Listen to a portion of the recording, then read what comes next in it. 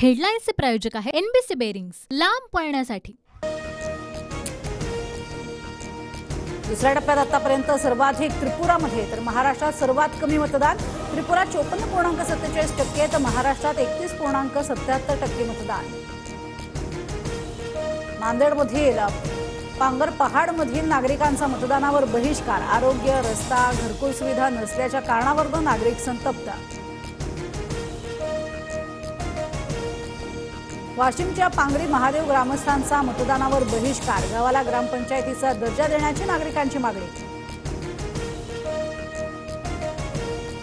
मविया काळात मला कोणत्या तरी केसमध्ये फसवण्याचा प्रयत्न केला। माझ्या केसापासून ते पायापर्यंत चौकशी केली पण काहीच आढळलं नाही, फडणवीसांचा आरोप।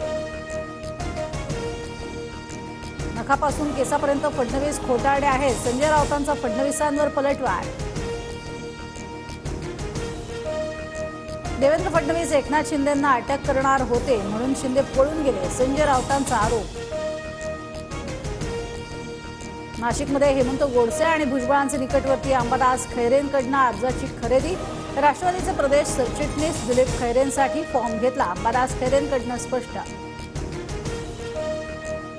पक्षानं सांगितल्यास नाशिकमधून निवडणूक लढणार। नाशिकची जागा आधीच अजित पवार गटाला सुटली आहे, माणिकराव कोकाटेंचं वक्तव्य।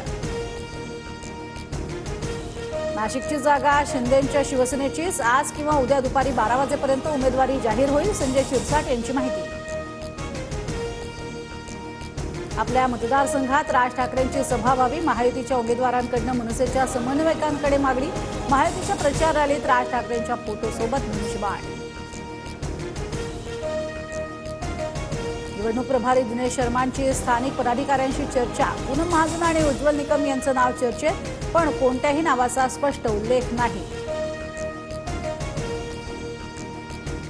हेडलाईन्सचे प्रायोजक आहे एनबीसी बेरिंग्स, लांब पळण्यासाठी।